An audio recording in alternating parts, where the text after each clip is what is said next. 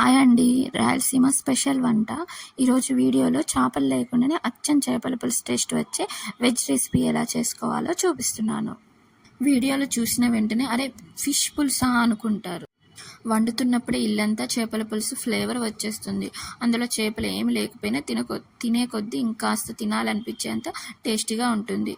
చేయడం కూడా చాలా ఈజీ. ఇప్పుడు ఎలా చేయాలో త్వరగా చూసేద్దాము. ఒక బౌల్లో నీళ్లు తీసుకొని అందులో కాస్త ఉప్పు కలిపి పెట్టుకోండి.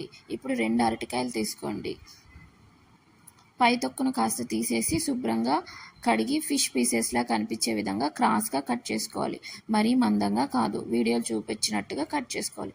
అలా కట్ చేసిన ముక్కల మధ్యలో చిన్న హోల్ పెడితే అచ్చం చేప ముక్కల టెక్స్చర్ వస్తుంది.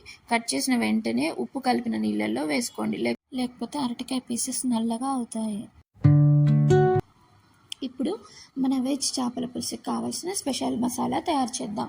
ముందుగా కడాయిలో ధనియాలు, కొద్దిగా మెంతులు, జీలకర్ర, వెల్లుల్లి రెబ్బలు, కొంచెం కరివేపాకు వేసి దోరగా వేయించుకుందాం. ఇవి చల్లారాక మిక్సీలో వేసి ఫైన్ పౌడర్ చేసుకోవాలి. అందులో కొంచెం నానబెట్టిన చింతపండు వేసి మసాలా పేస్ట్గా నూరుకోవాలి.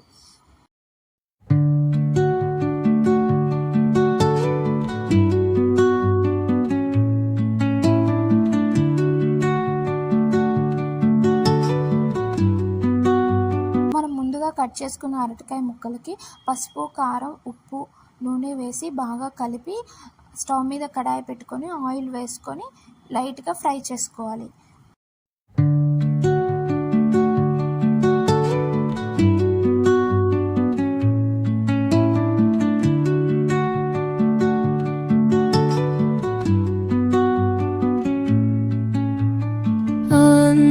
అదే కడాయిలో ఆవాలు వేసి చిటపటలాడాక ఉల్లిపాయలు వేసి గోల్డెన్ కలర్ వచ్చే వరకు వేయించాలి.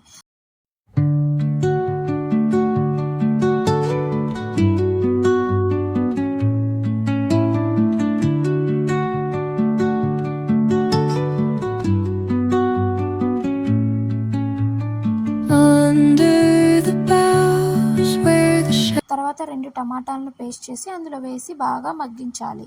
అదే పేస్ట్లో పసుపు, ఉప్పు, కారం వేసి కలపాలి. తర్వాత ముందుగా తయారు చేసిన మసాలా పేస్ట్ కూడా వేసి బాగా ఉడికించాలి. కొద్దిగా నీళ్ళు పోసి ఆయిల్ పైకి తేలే వరకు మగ్గించాలి.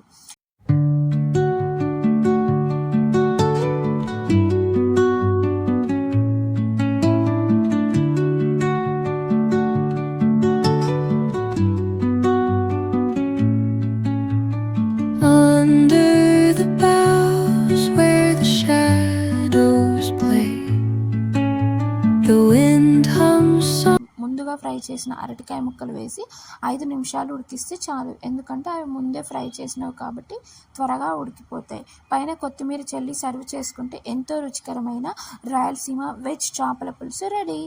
ఇలాంటి మరిన్ని వీడియోస్ కోసం ప్లీజ్ లైక్ చేసి సబ్స్క్రైబ్ చేయండి. Thanks for watching.